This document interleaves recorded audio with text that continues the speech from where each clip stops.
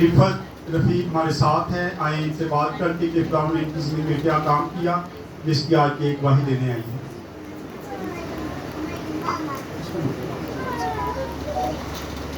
मसीह यीशु के बाबरकत और जलाली नाम में आप सबकी सलामती हो। मेरी गवाही ये है कि काफ़ी अरसा से मेरे पास जॉब नहीं थी, और अगर मुझे जॉब मिलती थी तो उसमें जो मेरे चर्च का टाइम था वो मुझे मुहैया नहीं होता था।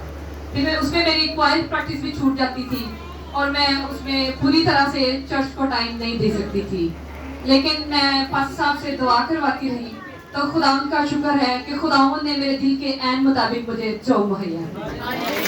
और ये सारा इज्जत और जलाल खुदावंद के नाम को है।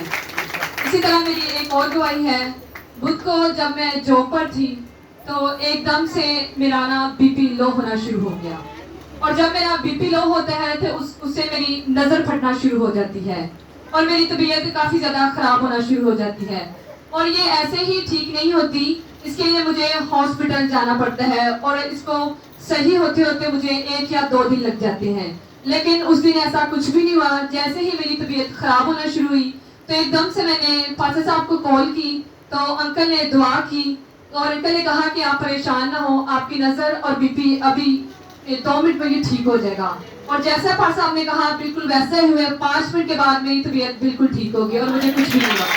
और ये सारा इज्जत और जलाल मैं खुदावंद के नाम को देती हूँ।